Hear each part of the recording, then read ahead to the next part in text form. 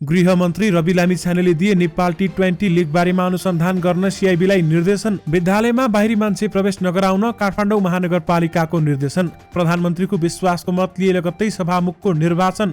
चलचित्र निर्माता संघले डाक्यो पुस 19 गते राष्ट्रिय भेला माग पूरा गर्न दबाब दिने। 1 महिनाभित्र सडकका खाल्डा पूर्ण। उप प्रधानमन्त्री श्रेष्ठको निर्देशन। बालेन शाह र निर्वाचन आयोग बीच लफडा। पुस 20 गतेका लागि संवैधानिक इजलासमा पिसी तोकियो।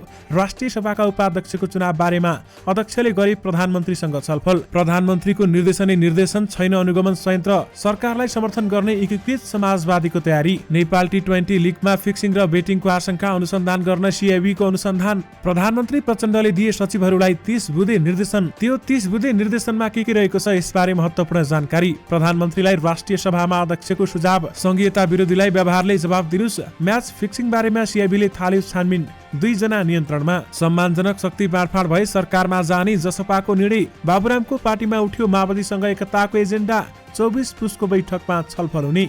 माधव नेपाललाई प्रचण्डले भनेका थिए नकारात्मक निर्णय नलिनु होला।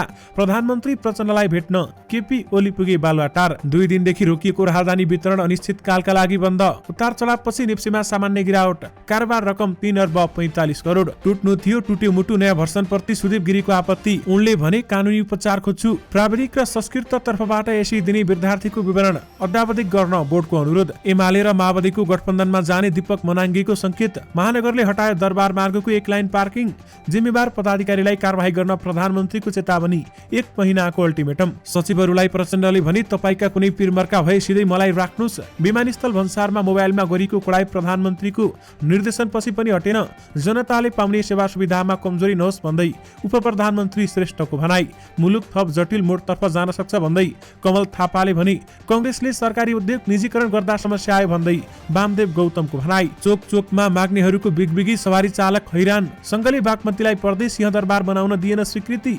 अलमलमा सत्तारूढ दल। न्यूनतम साझा कार्यक्रम कार्यान्वयनमा आशंका। र भिडियोको अन्त्यमा स्मार्ट खबरको हेल्थ टिप्समा शरीरमा भिटामिन डी को कमी कसरी थाहा पाउने यसबारे पुरै जानकारी दिनेछौँ। भिडियोलाई अन्तिमसम्म हेर्नुहोला।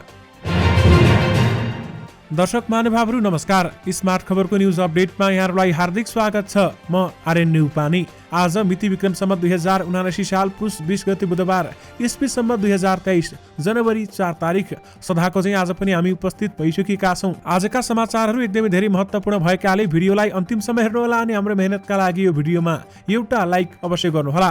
दर्शक महानुभावहरू पलपलको न्यूज अपडेटका लागि हाम्रो च्यानललाई सब्स्क्राइब गरी नजिकै आउने बेल आइकनलाई क्लिक गर्नुहोला। आउनुहोस् दर्शक महानुभावहरू आजका मुख्य समाचार सुरु गरौँ। गृहमन्त्री रवि लामिछानेले टी20 लिग बारेमा अनुसन्धान गर्न सिआइबीलाई निर्देशन दिएको प्रसङ्गबाट। नेपाल क्रिकेट संघ क्यानको आयोजना तथा विवादित भारतीय कम्पनी 73 स्पोर्ट्स सञ्चालनमा जारी फ्रेन्चाइज क्रिकेट प्रतियोगिता नेपाल टी20 लिगमा देखिएको विवाद बारेमा गृह मन्त्रालयले चासो दिएको छ। 9 पुसदेखि त्रिवी मैदानमा सुरु भएको प्रतियोगितामा खुल्याम सट्टेबाजी, सम्भावित म्याच फिक्सिङ र श्रम स्वीकृति बिना विदेशी खेलाडीलाई खेलाइएको बारेमा अनुसन्धान गर्ने गृहमन्त्री रवि लामिछानेले प्रहरी मुख्यालयलाई निर्देशन दिएका छन्। गृह मन्त्रालयको सचिवालय सुरतका अनुसार मन्त्री लामिछानेले आफूले प्रतियोगिता बारेमा सार्वजनिक भइरहेका तथ्यहरूमा चासो राख्दै आज नेपाल प्रहरीको केन्द्रीय अनुसन्धान ब्युरो सिआइबी मार्फत अनुसन्धानका लागि निर्देशन दिएका हुन्। मन्त्रालयको निर्देशन अनुसार सिआइबीले मंगलबारदेखि नै आफ्नो काम जिम्मेवारी पुनः सुरु गरिसकेको छ भने सट्टेबाजी घरहरू सञ्चालन गर्ने समेतको उद्देश्यबाट स्थापित संस्था 73 लाई नेपालको प्रतिष्ठित आधिकारिक क्रिकेट प्रतियोगिता सञ्चालनको अधिकार दिने क्यानको निर्णय सुरुदेखि नै विवादमा मुछिएको छ। राष्ट्रिय खेलकुद परिषद राखेपको स्वीकृति बिना नै पहिलो दिनदेखि प्रतियोगितामा विदेशी खेलाडी खेलिरहेका छन्। यानि कि गृहमन्त्री रवि लामिछानेले नेपाल टी20 लिग बारेमा अनुसन्धान गर्न सिआइबीलाई निर्देशन दिएका छन्। प्रधानमन्त्री पुष्पकमल दाहाल प्रचण्डले प्रतिनिधि सभामा विश्वासको मत लिए लगत्तै सभामुखको निर्वाचन गर्ने तयारी गरिएको छ। पुस 26 गते प्रधानमन्त्री प्रचण्डले विश्वासको मत लिने तय भएको छ। राजनीतिक दलहरूको आग्रह र सुझावका आधारमा संघीय संसद सचिवालयले पुस 26 गते नै सभामुखको निर्वाचनका लागि सूचना निकाल्ने कार्यसूची सर्वदलीय बैठकमा प्रस्तुत गरेको छ। प्रतिनिधि सभाका ज्येष्ठ सदस्य पशुपति शमशेर जबराले पुस 22 गतेका लागि सर्वदलीय बैठक बोलाएका छन् भने कार्यव्यवस्था परामर्श समिति गठन नहुँदासम्म सर्वदलीय बैठकले संसदको कार्यसूची तय गर्ने अभ्यास रहेको छ। यानि कि प्रधानमन्त्रीले विश्वासको मत लिए लगत्तै सभामुखको निर्वाचन हुने भएको छ। उपप्रधान तथा भौतिक पूर्वाधार तथा यातायात मन्त्री नारायण काजी श्रेष्ठले सडकको खाल्डोहरू पूर्ण उपत्यकाभित्र 15 दिन र उपत्यका बाहिरको 1 महिनाभित्र सम्पन्न गर्न निर्देशन दिएका छन्। मन्त्रालयमा आयोजित सडक विभागको ब्रिफिङ कार्यक्रममा उपप्रधानमन्त्री श्रेष्ठले भने निर्धारित समयमा गुणस्तरीय पूर्वाधार निर्माण गर्नुको विकल्प छैन। यसको लागि राजनीतिज्ञ र कर्मचारीले सुशासन कायम गर्न आत्मालोचना सहित शून्य सहनशीलताको नीति अवलम्बन गर्न अपरिहार्य रहेकोमा उपप्रधानमन्त्री श्रेष्ठको जोड रहेको छ। यानि कि 1 महिनाभित्र सडकका खाल्डा पूर्ण उपप्रधानमन्त्री श्रेष्ठले निर्देशन दिएका छन्। नेपाल टी20 लिगमा म्याच फिक्सिङको आशंकामा प्रहरीको केन्द्रीय अनुसन्धान ब्युरो सिआइबीले अनुसन्धान थालेको छ। मंगलबार म्याच फिक्सिङमा संलग्न रहेका आशंकामा सिआइबीले 2 जनालाई नियन्त्रणमा लिएर सोधपुछपछि कागजात गराएर छाडेको छ। तर सोधपुछ गरिएका व्यक्ति बारेमा भनी सिआइबीका प्रवक्ता एसपी कमल थापाले बताउन चाहेनन्। सिआइबीले केही दिन अघिबाटै म्याच फिक्सिङको आशंकामा छानबिन थालेको थियो। सिआइबीले अनुसन्धान गरिरहेको अवस्थामा मंगलबार एक घटना सार्वजनिक भएको हो भनी नेपाली राष्ट्रिय क्रिकेट टिमका पूर्व कप्तान ज्ञानेन्द्र मल्लले आफ्नो टोलीका खेलाडीहरूलाई पनि म्याच फिक्सिङको प्रस्ताव आएको सार्वजनिक गरिसकेका छन्। उनी काठमाडौँ नाइट्सका कप्तान पनि रहेका छन्। विशेष गरी म्याच फिक्सिङ बारेमा सिआइबीले अनुसन्धान अथवा छानबिन थालेको छ भने 2 जनालाई नियन्त्रणमा पनि लिएको छ। दर्शक महानुभावहरू, निर्वाचन आयोग र बालेन शाहबीच ठूलो लफडा देखिएको छ। निर्वाचन खर्च नबुझाएको कारण ठूलो जरिवानाको घोषणा गरिएपछि काठमाडौँ महानगरका मेयर बालेन्द्र शाहले निर्वाचन आयोग विरुद्ध सर्वोच्चमा रिट दायर गरेका छन्। आयोगको निर्णय स्वेच्छाचारी र संविधान विपरीत रहेको भन्दै उनले ऐन समेत संशोधनका लागि इजलासमा रिट दर्ता गराएका हुन्। बालेन शाहले दायर गरेको रिटमा पुस 20 गते बुधबारको संवैधानिक इजलासमा पेशी तोकिएको छ। शाहले आफ्नो रिटलाई शीघ्र सुनवाईको व्यवस्था गर्दै आयोगका निर्णय तथा काम कारबाहीका सम्बन्धमा मुद्दाको अन्तिम किनारा नलागेसम्म स्थितिमा राख्न पनि माग गरेका छन्। शाहले आयोगले जरिवाना गर्ने र उम्मेद्वार बन्न नपाउने गरी गरेको निर्णय यस मुद्दाको अन्तिम किनारा नलागुन्जेलसम्मका लागि कार्यान्वयन नगर्न र नगराउन संवैधानिक इजलास सञ्चालन नियमावली 2072 को नियम 19 बमोजिम तत्काल आवश्यक र उपयुक्त अन्तरिम आदेश जारी गर्न पनि माग गरेका छन्। साथै निर्वाचन आयोग ऐन 2073 को दफा 26 को 3 दफा र 26 को 5 को व्यवस्था अनुसार नेपालको संविधानसँग बाजिएको भन्दै बाजिएको हदसम्म अमान्य र बदर घोषित गरी आवश्यक संशोधन स्धार गर्नको लागि स्पष्ट न्यायिक व्याख्या वा मार्ग निर्देशन सहितको निर्देशनात्मक आदेश जारी गरी पाऊ भन्दै माग पनि गरेका छन्। नेकपा एकीकृत समाजवादीले सरकारलाई समर्थन गर्ने गरी तयारी गरेको छ। आज बसेको पोलिट ब्युरो बैठकमा पार्टी अध्यक्ष माधव कुमार नेपालले औपचारिक रूपमा प्रस्ताव आए सरकारलाई समर्थन गर्ने बताएका छन्। यद्यपि बैठकले यसबारेमा जिम्मेवारी सचिवालयलाई दिएको छ। बैठकमा सहभागी नेताले आफूहरूले सरकारलाई समर्थन गर्ने तयारी गरेको बताएका छन्। बार्गेनिङ केही कुरामा होला तर सरकारलाई समर्थन दिने हाम्रो तयारी नै छ। ती नेताले भने सरकारले नै समर्थन मागेन भने त के लाग्यो र, तर समर्थन मागे हामी दिन्छौं भन्दै एकीकृत समाजवादीले बताएको छ। दर्शक महानुभावहरू, प्रधानमन्त्री प्रचण्डले सचिवहरूलाई 30 बुँदे निर्देशन दिएका छन्। विभिन्न जिल्लामा अथवा देशभरका सचिवहरूलाई एक ठाउँमा राखेर उनले 30 बुँदे निर्देशन दिएका हुन्। त्यो 30 बुँदे निर्देशनमा के भनिएको छ, आउनुहोस् तपाईहरुलाई यसबारेमा पूर्ण पाठ सहित जानकारी दिउँ। दर्शक महानुभावहरू, प्रधानमन्त्री पुष्पकमल दाहाल प्रचण्डले सरकारका सचिवहरूलाई 30 बुँदे निर्देशन दिएका छन्। सोमबार र मंगलबार सिंहदरबार स्थित प्रधानमन्त्री तथा मन्त्री परिषद कार्यालयमा सचिवहरूको कुरा सुनेपछि उनले 30 बुँदे निर्देशन दिएका हुन्। उनले विकास खर्च कम हुनुको कारण के हो भनी प्रश्न गरेका छन् र नीतिगत तहमा समस्या भई सुधारका प्रस्ताव ल्याउन पनि आग्रह गरेका छन्। तर कार्यान्वयनमा देखिएका कमी कमजोरी अब कसैलाई पन्छाएर उम्किन मिल्दैन भनेर उनले भनेका छन्। एकातर्फ लक्ष्य अनुसार राजस्व नउठ्ने पुँजीगत खर्च नहुने, अर्कोतर्फ भएको खर्च पनि बिर्जु पर्ने र परछ्यौट नहुने भनेको वित्तीय प्रशासनको पुरा चक्र नै समस्याग्रस्त रहेको देखियो। यसमा संवेदनशील हुन जरुरी छ। निर्देशन नम्बर 1, म प्रमुखको कार्यकारीको भूमिकामा तेस्रो पटक र संघीय लोकतान्त्रिक गणतन्त्र नेपालको संविधानमा जारी भएपछि दोस्रो पटक तपाईँ समक्ष उपस्थित भएको छु। मलाई यसअघिको प्रधानमन्त्रीको रूपमा कार्यरत रहँदा निजामती प्रशासन र सरकारी संयन्त्रबाट प्राप्त सहयोगको लागि धन्यवाद व्यक्त गर्न चाहन्छु र यसपटक पनि तपाईहरुबाट पूर्ण सहयोगको अपेक्षा गरेको छु। निर्देशन नम्बर 2, अहिले संघीय संसद र प्रदेशसभाको निर्वाचन पश्चात संघीय सरकार गठन भएको छ। प्रदेश स्तरमा सरकार गठनका प्रक्रिया अगाडि बढेका छन्। अहिले मन्त्री परिषद पूर्ण नभइसकेको अवस्थामा अधिकांश मन्त्रालयको कार्यभार मेरी जिम्मामा छ। त्यसैले अहिले मन्त्रालय नसम्हालुन्जेल तपाईकै भरमा मैले धेरै मन्त्रालयका कामहरू गर्नुपर्ने भएको छ र तपाईहरुमा पनि जिम्मेवार थपिएको छ। यो जिम्मेवारी तपाईहरुबाट पूरा हुने विश्वास लिएको छु। निर्देशन नम्बर 3, आज म तपाई समक्ष ठूला नीतिगत र दीर्घकालीन विषयहरूमा भन्दा पनि तत्कालीन नागरिकका दैनिक आवश्यकता, सार्वजनिक सेवा प्रवाहका विषयहरू र विकास निर्माण र आयोजना सञ्चालनका विषयमा केन्द्रित हुनेछु। मन्त्रीमण्डलले पूर्णता पाएपछि म फेरि मन्त्री समेत तपाईहरुसँग विस्तृत रूपमा छलफल गर्न आउनेछु। निर्देशन नम्बर 4, तपाईहरु राज्यको स्थायी सरकार भएकाले तपाईहरुसँग प्रशस्त अनुभव छ। यो सरकार तपाईको अनुभव, योग्यता र क्षमताको पूर्ण रूपमा प्रयोग गर्न चाहन्छ। तपाईहरुले तपाईँहरूले जुन जिम्मेवारी पाउनु भएको छ त्यो जिम्मेवारी कुशलतापूर्वक पूरा गर्नुहुनेछ भन्ने मैले विश्वास लिएको छु। नम्बर 5, हिजो र आज 2 दिन सबै मन्त्रालय र निकायहरूका तर्फबाट तपाईँहरूका प्रस्तुति सुनि। तपाईँहरूले यहाँ प्रस्तुत गर्दा सबै कुरा ठिकै जस्तो गरी विषयवस्तुहरू प्रस्तुत गर्नुभयो। ठ्याक्कै तपाईँहरूले भने जस्तो सामान्य अवस्था रहेको भए त राम्रो हो, तर यथार्थ त्यो भन्दा फरक छ भन्ने मैले बुझेको छु। तपाईँहरूसँग उपलब्ध तथ्याङ्कहरू राम्ररी केलाउनु भयो र आम नागरिकका गुनासाहरूलाई विश्लेषण गर्नुभयो भने तपाईँहरू पनि यथार्थको नजिक पुग्न सक्नुहुन्छ। त्यसैले समस्या नै राम्ररी पहिचान गर्न आग्रह गर्दछु। नम्बर 6, आर्थिक वर्षको करिब आधा समय व्यक्तिगत भइसक्दा पौष 15 सम्म राजस्व वार्षिकको लक्ष्य करिब 25% मात्र सङ्कलन भएको छ र अनुदान सहितको स्रोत करिब 27% सङ्कलन भएको र यो अवधिमा कुल खर्च करिब 28% मात्र भएकाले सङ्कलित आय स्रोत भन्दा बढी खर्च भएको देखियो। चालु खर्च करिब 33% र पुँजीगत खर्च निराशाजनक ढङ्गको करिब 11% मात्र भएको मेरो जानकारीमा आएको छ। वैदेशिक अनुदानमा रु 55 अर्ब प्राप्त हुने वार्षिक लक्ष्य रहेकोमा पौष 15 सम्म रु 3 अर्ब 42 करोड मात्र करिब 6% मात्र प्राप्त भएको छ। नम्बर 7, राजस्व कम उठ्नुमा आर्थिक मन्दी, आयातमा कमी यस्तै हुने केही कारण पनि होलान्, तर आयकर समेत लक्ष्य बमोजिम उठेको छैन। अरू त के कुरा, मासिक कर बुझाउन जाँदा पनि अनेक झन्झट र लामो लाइन बस्नुपर्ने अवस्थाले हाम्रो सेवा प्रभावको स्तर जनाउँछ।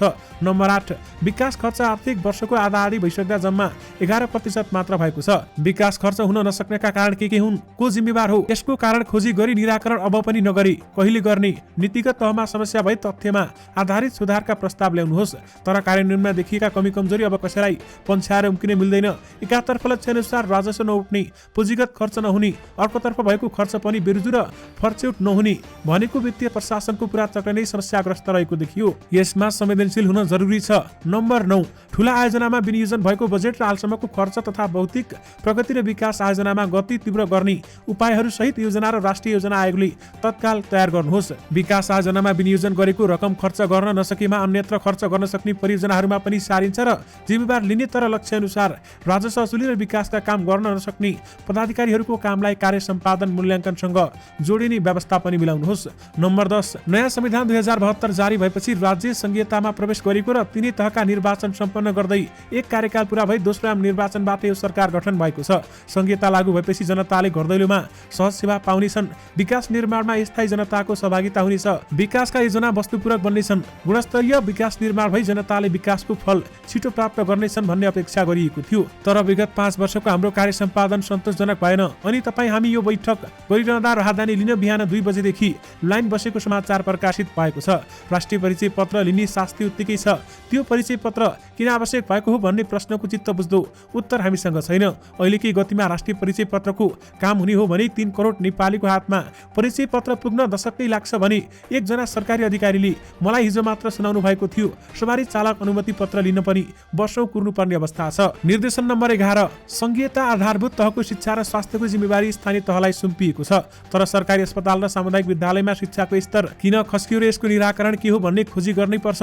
मौजुदा स्रोत साधन र क्षमताको इमानदारीतापूर्वक कार्यान्वयनबाट पनि राम्रो नतिजा ल्याउन सकिन्छ भन्ने उदाहरण चितवन र बुटवल लगायतका उत्कृष्ट नतिजा ल्याउने दर्जनौं सामुदायिक विद्यालयहरू रहेका छन्। तिनको सिको अन्य विद्यालयले गर्न नसक्ने कारण के हुन्, नीतिगत अस्वस्थता हो भने सुधारका उपायसहितको प्रस्ताव ल्याउनुहोस्, तर यो विसङ्गति हट्नै पर्छ। नम्बर 12, सीमान्तकृत श्रमजीवी र समाजको तल्लो वर्गलाई आधारभूत स्वास्थ्य सेवामा राहत दिने उद्देश्यले ल्याएको रु 1 लाख रुपियाँको स्वास्थ्य बिमा र विपन्नलाई कडा रोग लागेमा रु 1 लाख सम्ममा निशुल्क उपचार गराउँदा प्रक्रियागत झन्झटले बिरामीले सहुलियत उपयोग गर्न नपाई रकमको अभावमा ज्यान समेत गुमाउनु परेको छ। विपन्न नागरिकहरूलाई सरल ढङ्गले उक्त सहुलियत दिने जिम्मेवारी तपाईँहरूको हो, तर किन अस्पतालमा नाम दर्ता गराउन र बिमा सुविधाका लागि लाइनमै बिरामीका दिन जान्छ। प्रविधिको यति धेरै विकास भइसक्दा सरकारी अस्पतालमा नाम दर्ता गर्न समेत मान्छेहरूको घन्टौं लाइन लाग्छ र सरकारी अस्पतालमा सामान्य शल्य चिकित्सा गराउन 3-4 महिना कुर्नुपर्ने हुन्छ।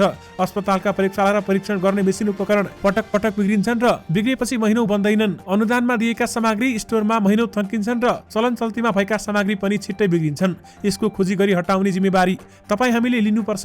नम्बर 13, मन्त्रालय र विभागमा काम बिनाका कर्मचारीहरू थुप्रो लाग्ने तर जनतालाई आधारभूत सेवा सुविधा पालिका तहमा जनशक्तिको अभाव भई जनता सेवाबाट वञ्चित हुने अहिलेको अवस्थाको अन्त्य हुनै पर्छ। प्रदेश तथा स्थानीय तहहरूमा करिब 1/3 कर्मचारीमा दरबन्दी रिक्त रहेकाले जनशक्ति अभाव भई सेवा प्रवाह र विकास निर्माणमा असर परेको हुँदा प्रदेश तथा स्थानीय तहमा तत्काल कर्मचारी व्यवस्थाको लागि संघीय सरकारी निकायका अनावश्यक दरबन्दी कटौती गरी प्रदेश र स्थानीय तहमा जनशक्ति आपूर्ति गर्ने व्यवस्था संघीय मामिला तथा सामान्य प्रशासन मन्त्रालयले मिलाउनुहोस्। संघीय निजामत ऐन आगामी संसदमा पेश गर्ने गरी तयारी गर्नुहोस्। गर्नुहोस्। नम्बर 14 शिक्षा, स्वास्थ्य, यातायात जस्ता आधारभूत सेवा, राहदानी, सवारी चालक अनुमति पत्र, राष्ट्रिय परिचय पत्र विवरण तथा मालपोत कर दस्तुर बुझाउने जस्ता सेवा लिन नागरिकहरूले बेहोरेका शास्ति हटाउने काम तत्काल प्राथमिकतामा राख्नुहोस्। विकास आयोजनामा वर्षौंसम्म सम्पन्न नभई अलपत्र परिरहने र बनाएका संरचनामा सञ्चालनमा नआई मर्मत गर्नुपर्ने अवस्था आउँदा हामी उत्तरदायी हुने कि नहुने भन्ने अहम प्रश्न छ। सर्वसाधारण जनताका यस्ता प्रश्नको उत्तर आज एकले अर्कालाई पन्छाएर पाइने छैन। हामी अबको जिम्मेवार बन्नै पर्छ, त्यसको विकल्प छैन। नम्बर 15 सेवा प्रवाहलाई सुलभ र सरल बनाउने तथा विकास निर्माणका कामलाई तीव्रता दिने काममा समस्या नीतिगत होस् वा संस्थागत होस् अथवा समस्या कार्यान्वयनमा होस् या प्रक्रिया होस् पहिलाउनै पर्छ अथवा समस्या प्रवृत्तिमा हो या व्यवस्थापनमा हो हामीले खुट्टाउनै पर्छ। अब सेवा प्रवाहलाई सहज बनाउन र विकासको गतिलाई तीव्र बनाउन नयाँ कानुन बनाउने वा कार्यकारी आदेश वा कानुन संशोधन के गर्नुपर्ने हो अथवा प्रक्रियामा सुधार हो या प्रवृत्तिमा तथ्यहरू टेकेर सुधारका लागि तत्काल काम थाल्नुहोस्। नम्बर 16 अब सरकार गठनको 1 महिनाभित्र राहदानी, राष्ट्रिय परिचय पत्र, सवारी लाइसेन्स शिक्षा मन्त्रालयबाट प्रदान गरिने नो अब्जेक्सन सर्टिफिकेट, सरकारी अस्पतालमा बिरामीको उपचार, मालपोत, नापी, कर दस्तुर बुझाउने ठाउँमा सेवाग्राहीले अहिले जस्तै लाइनमा बस्ने शास्ति देखियो भने निर्ममतापूर्वक जिम्मेवारी पदाधिकारीलाई कारबाही गर्नुपर्ने अवस्था आउनेछ। म कसैलाई दण्डित गर्न चाहन्न, तर हामीसँग सीमित विकल्प छन्। त्यो भनेको नतिजा देखिने कार्य सम्पादन हो र नभएका जिम्मेवारी पदाधिकारी दण्डको भागी हुने हो भन्दै उनले बताएका छन्। नम्बर 17 धेरै सर्वसाधारणले प्रयोग गरेका सार्वजनिक यातायातबाट प्राप्त हुने सेवा स्तरीय छैन। सवारी दुर्घटना बढिरहेका छन्। सार्वजनिक यातायात असुरक्षित हुँदा सबैभन्दा बढी मारमा समाजको तल्लो वर्ग छ। सवारी दुर्घटनाकै कारण विगत 5 वर्षमा प्रति वर्ष झण्डै 2200 देखि 2700 जनाले ज्यान गुमाइसकेका छन् भने हजारौं मानिसहरू अङ्गभङ्ग भएका छन्। यसमा राम्ररी नियमन गर्नुहोस्। नियमन राम्रोसँग गरेर पनि सवारी दुर्घटना कम गर्न सकिन्छ। नम्बर 18 अपराधसँग सम्बन्धित 42% उजुरीहरू मुद्दाहरू फर्चेउटकै समयमा नहुँदा मन्त्रालयमा थन्किएर बसेका छन्। यसले अपराध प्रवृत्तिलाई प्रोत्साहन गर्छ।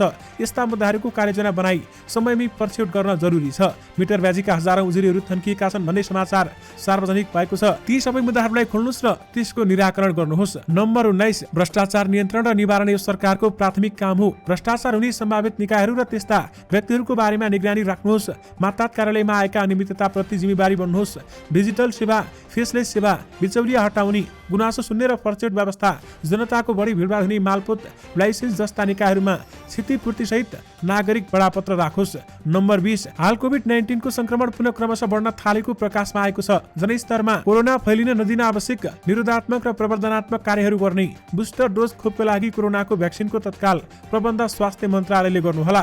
नम्बर 21 चिसो मौसमका कारण तराईमा शीतलहर र हिमाली क्षेत्रमा हिमपातले जनजीवनमा पर्ने असरलाई ध्यानमा राखी आवश्यक प्रबन्ध मिलाउनुहोला। नम्बर 22 दैनिक उपभोग्य वस्तुको आपूर्तिमा कमी आउन नदिने, उपभोग्य वस्तुहरूको गुणस्तर सुनिश्चित गर्न र नाफाखोरी, कालोबजारी, कृत्रिम अभाव सृजना जस्ता कुराहरू अन्त्य गर्न सम्बन्धित मन्त्रालयहरूले नियमित रूपमा बजार अनुगमन तथा निरीक्षणलाई प्रभावकारी बनाउनुहोला।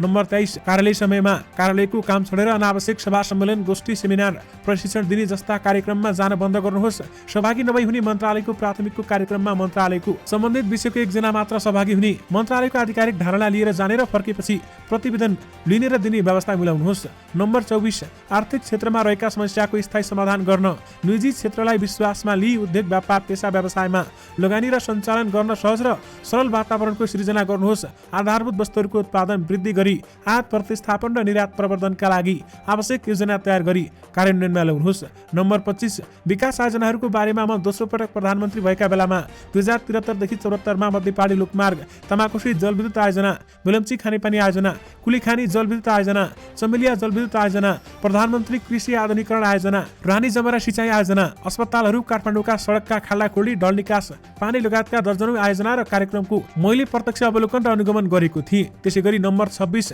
यसपटक पनि आवश्यकता अनुसार म आफै अनुगमनमा जाने कार्यतालिका बनाउने सोचमा छु।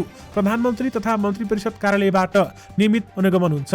तपाईहरू आफ्नो काममा चुस्त तरिकाले सम्पादन गर्नुहोला। नम्बर 27 यो सरकारले छिमेकी लगायत सबै मित्र राष्ट्रहरूसँग असंलग्नताको सिद्धान्तमा रहेर सन्तुलित र सुमधुर सम्बन्ध राख्नेछ। हाम्रो सम्बन्ध सबैसँग मित्रता, कसैसँग छैन, शत्रुता नै हो। यही नीति अनुसरण र अवलम्बन गर्दै आर्थिक, कूटनीतिक र अन्तर्राष्ट्रिय समुदायको सहयोगमा द्विपक्षीय र बहुपक्षीय विकास सहायता परिचालन गर्नुहोस्। नम्बर 28 नेपालका सरकारी पदाधिकारीहरूले परराष्ट्र मन्त्रालयको जानकारीमा मात्र विदेशी कूटनीतिक भेटघाट गर्ने र परराष्ट्र मन्त्रालयले यस सम्बन्धी आचार संहिता तयार गर्नुहोला। गर्नुहोला। नम्बर 29, दिनहुँ जसो वैदेशिक रोजगारमा गएका नेपालीहरूको कतिपय समस्या भोगिरहेको गुनासो पोख्दै आएका छन्।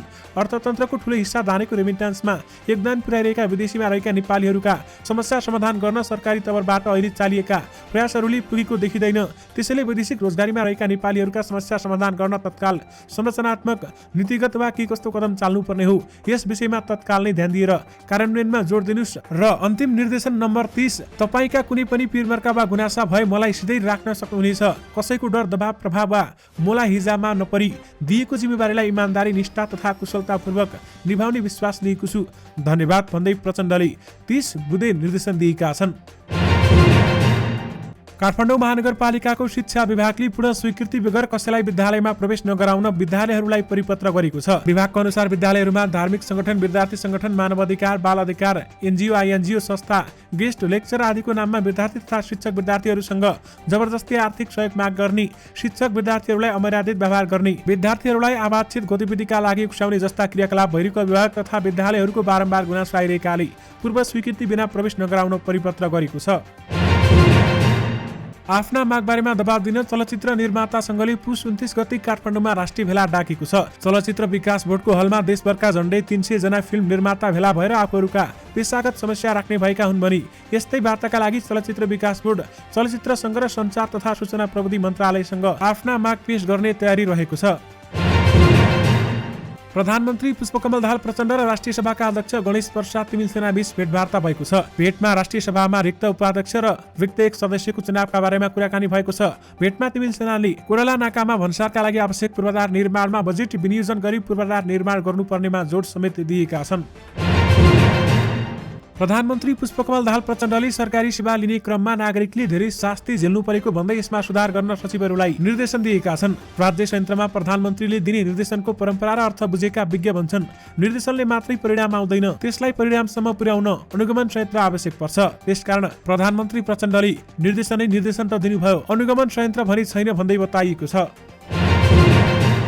राष्ट्रिय सभाका अध्यक्ष गणेश प्रसाद तिमिल सेनाले संघीयता विरोधीहरूलाई संघीय, प्रदेश र स्थानीय तह तीनवटै सरकारको व्यवहारले जवाब दिनुपर्ने बताएका छन्। अन्यथा व्यवस्थाप्रति प्रश्नहरू उठ्न सक्ने उनको भनाइ छ। प्रदेश सभाको आगामी कार्यभार सम्बन्धमा आज राजधानीमा भएको कार्यक्रमलाई सम्बोधन गर्दै अध्यक्ष तिमिल सेनाले व्यवस्था विरोधीहरूलाई तीनवटै सरकारको व्यवहारले जवाब दिनुपर्नेमा जोड दिएका हुन्। जनता समाजवादी पार्टी जसपाले सम्मानजनक शक्ति बाँडफाँड भई सरकारमा जाने निर्णय गरेको छ। आज सकिएको राजनीतिक समितिको बैठकले सरकारमा जाने नजाने बारेमा मत माजिएको थियो। बहुसंख्यक नेताहरू सरकारमा जानुपर्ने पक्षमा उभिएपछि सम्मानजनक शक्ति बाँडफाँड र सरकारको नीति तथा कार्यक्रम परिवर्तनका एजेन्डाहरू समावेश भए सरकारमा सहभागी हुने निर्णय गरेको छ। नभए पुष्पकमल दाहाल प्रचण्ड नेतृत्वको सरकारलाई बाहिरबाट समर्थन गर्ने उसको निर्णय रहेको छ।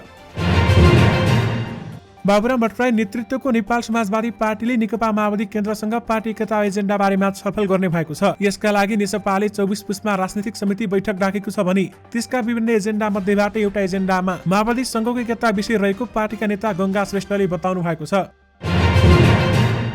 दर्शक महानुभावहरू, नेकपा एकीकृत समाजवादीको पोलिट ब्युरो बैठक बसिरहेका बेलामा अध्यक्ष माधव कुमार नेपाललाई प्रधानमन्त्री पुष्पकमल दाहाल प्रचण्डले फोन गरेको खुलेको छ। उनले सरकारलाई समर्थन गर्ने विषयमा नकारात्मक निर्णय नगर्न अध्यक्ष नेपाललाई आग्रह गरेको एकीकृत समाजवादीका नेताहरूले बताएका छन्। पोलिट ब्युरो बैठकलाई सम्बोधन गर्दै एकीकृत समाजवादीका अध्यक्ष नेपालले वर्तमान सरकारमा आफूहरू सहभागी नहुने बताएका थिए। नेपालको उक्त भनाइपछि प्रचण्डले उनलाई फोन गरेर नकारात्मक निर्णय बैठकबाट नलिन आग्रह गरेका एकीकृत समाजवादीका नेताले बताएका छन्।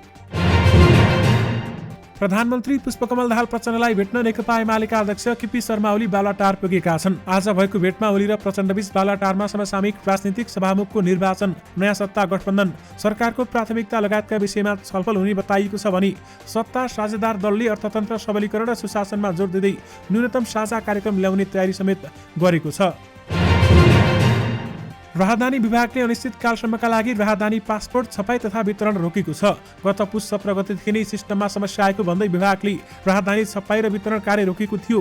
विभागकी निर्देशक समेत रहेकी प्रवक्ता दुर्पदा सापकोटाले विभागको सिस्टममा समस्या आएको बताएकी छन्। उनले आज सूचना निकालेर पुस 17 गतेदेखि नै विभागको सिस्टममा समस्या आउँदा छपाई र वितरण अवरुद्ध भएको समेत उल्लेख गरेकी छिन् र अनिश्चितकालसम्मका लागि राहदानी वितरण बन्द भएको छ। राष्ट्रिय परीक्षा बोर्ड कक्षा 10 को परीक्षा नियन्त्रण कार्यालयले सबै शिक्षा विकास तथा समन्वय इकाइलाई विद्यार्थीको विवरण अद्यावधिक गर्न अनुरोध गरेको छ। कार्यालयले प्राविधिक र सांस्कृतिक तर्फबाट 2079 सालको माध्यमिक शिक्षा परीक्षा एसईमा सहभागी हुने विद्यार्थीको विवरण माघ 15 गतेभित्र अद्यावधिक गर्न अनुरोध गरेको हो। गण्डकीका युवा तथा खेलकुद मन्त्री राजीव गुरुङ, दीपक मनाङले एमाले माओवादी नेतृत्वको सत्ता गठबन्धनमा जाने संकेत गरेका छन्। मनाङबाट स्वतन्त्र उम्मेदवारी दिएर सर्वसम्मत निर्वाचित मन्त्री मनाङले संसद विघटन हुन नदिन गठबन्धनमा रहन सक्ने उनले बताएका हुन्। गण्डकीका नवनिर्वाचित सांसदको पहिलो बैठक बसे पश्चात आज हामीलाई प्रतिक्रिया दिँदै उनले गठबन्धनमा बसेर संसद जोगाउने पक्षमा आफू रहेको बताएका छन्। पछिल्लो समय सडक मगन्तेले माग्ने शैली परिवर्तन गर्दै लगेका छन्। आजभोलि काठमाडौँका चोकचोकमा ट्राफिकले सवारी साधन रोकेका बेलामा उनीहरू हतारिँदै गाडीका झ्यालडोकामा ढकढकाएर माग्छन्। कोही सार्वजनिक यातायात भित्रै छिरेर यात्रुलाई नमस्कार गर्दै माग्ने गर्छन् भने यी कामहरू गर्न उनीहरू सडकपेटीमा तम्त्यार रहेर बसेका भेटिन्छन्। हामीले सडकमा हिँड्दा यस्ता विभिन्न दृश्यहरू देखिरहेका हुन्छौँ। दर्शक महानुभावहरू, सडकमा यसरी माग्ने गर्दा सवारी साधन दुर्घटना हुने जोखिम बढेको ट्राफिक प्रहरीहरू बताउँछन्। सडकमा माग्ने व्यक्तिहरू आउँदा छल्नका लागि सवारी साधन चालक स्पिडमा हुइकिएर जाने गर्दछन्। यसो गर्दा सवारी साधन दुर्घटना बढेको भट्ट बताउँछन्। दर्शक महानुभावहरू, यस बारेमा काठमाडौँ महानगरपालिकाले केही निर्णय लिन आवश्यक छ र केही निर्णय लिन पनि आग्रह गरिएको छ। शेयर बजार परिसूचक निप्सेमा एकल अङ्कको सामान्य गिरावट भएको छ। आज कारोबारका दिन उतार चढाव देखिँदा बजार निप्से परिसूचक 3.03 अङ्कले गिरावट भएर 2061.06 अङ्कमा बन्द भएको छ। गत बिहीबार 56 अङ्क, आइतबार र सोमबार समान 17 अङ्कले बढेको निप्सेमा आज भने करेक्सन भएको हो। 2 दशक अघिको हिट गीत टुट्नु थियो टुटे मुटुलाई पुनः रेकर्ड गरेर रिलिज गरिएपछि यसका मौलिक संगीतकार तथा गायक सुदीप गिरीले आपत्ति जनाएका छन्। उनले यो गीतको प्रतिलिपि अधिकार कसैलाई पनि बिक्री नगरेको प्रष्टीकरण दिएका छन् भने 2060 सालमा उक्त गीत रिबेल क्रिएसन म्युजिक कम्पनीबाट सार्वजनिक गरिए पनि कपिराइट बिक्री नगरेको उनले जनाएका छन्। सुदीप लेख्छन्, सबैले मन पराउनु भयो। टुट्नु थियो टुटे मुटु बोलको गीत आज मलाई थाहै नदिई कम्पनीले पुनः रेकर्ड गरेर भिडियो समेत सार्वजनिक गरेकोमा मेरो घोर आपत्ति छ। यस बारेमा म कानुनी उपचारमा जानेछु भन्दै उहाँले बताउनु भएको छ। काठमाडौँ महानगरपालिकाले दरबार मार्गको एक लाइन पार्किङ हटाएको छ। आज दरबार मार्ग क्षेत्रको बाटो खाली र खुला बनाउन ट्राफिक प्रहरीको समन्वयमा पार्किङ निषेध गरिएको महानगरका प्रहरी प्रमुख राजुनाथ पाण्डेले जानकारी दिनुभएको छ। उनका अनुसार आजदेखि पार्किङ निषेध गरिएको छ। उक्त क्षेत्रमा एक लाइन पार्किङ हुँदै आएको थियो। पार्किङ पहिले हुँदै आएकोमा अब भने पार्किङ गर्न नदिइने बताइएको छ। राष्ट्रिय प्रजातन्त्र पार्टी नेपालका अध्यक्ष कमल थापाले मुलुक थप जटिल मोडतर्फ जान सक्ने भन्दै चिन्ता व्यक्त गरेका छन्। अहिलेको गठबन्धनले सबै समस्या समाधान गर्नेमा जनता विश्वस्त नभएको थापाको टिप्पणी छ भने अहिले मुलुकको विद्यमान संरचनागत त्रुटिका कारण संसदको आयु पनि पूर्णकालीन नहुने तर्फ आशंका छ भन्दै थापाले भनेका छन्। राष्ट्रिय सभा सदस्य वामदेव गौतमले विगतमा नेपाली कांग्रेसको सरकारले सरकारी उद्योग कारखानाहरू निजीकरण गर्दा अहिले समस्या भएको आरोप लगाएका छन्। आज राष्ट्रिय सभा अन्तर्गतको दिगो विकास तथा सुशासन समितिको बैठकमा बोल्दै सांसद गौतमले यस्तो बताएका हुन्। कांग्रेस नेतृत्वका सरकारले विगतमा सरकारी उद्योगहरूलाई अप्ठ्यारो पार्ने र निजीकरण गर्ने काम गरेको समेत उनले बताएका छन्। उनले वर्तमान सरकारले मुलुकभित्र स्वदेशी उत्पादनमा वृद्धि गरी दिगो विकासमा ध्यान दिनुपर्ने समेत बताएका हुन्।